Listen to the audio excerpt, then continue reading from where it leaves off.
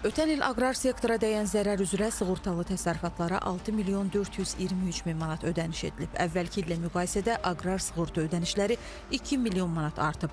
İndi kütləvi şəkildə əkilən daha bir bitkinin, qoz bağlarının dövlət dəstəyi ilə sığortalanmasına başlanılıb.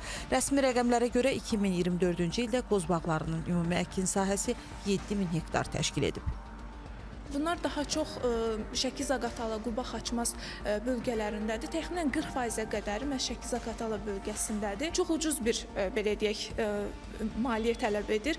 Yəni 1000 manatlıq, belə deyək, qoz bağının sortası üçün cəmi fermer ödəməlidir. Quba-Xaçmaz regionunda cəmi 10 manat, Şəki-Zaqatala üçün 19 manat. Yəni bu çox, belə deyək də, 1000 manatın qarşılığında çox cüzi bir məbləğ olur və bu məbləği ödəyərək həmin ərazilərini sortalamış olurlar. Aqrar sığortaya müraciət edərək nəinki qoz bağlarını, bütün bağları, yəni meyvəçilik bitkiləri sortalaya bilərlər. Qeyd edək ki, təbii fəlakət nəticəsində qoz bağlarına dəyən zərərin məbləği fermerlərə fond tərəfindən ödənilib. 2024-cü ildə hadisələrlə bağlı təxminən aqrar sığorta tərəfindən 20 mindən çox sığorta ödənişi olunmuşdur fermerlərə.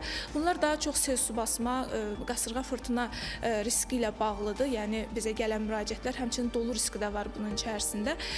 Həmçinin bunu da qeyd edək ki, fermerlər ağacın özünü də, yeni salınmış bağlar üçün tinkləri də sığortalaya bilərlər.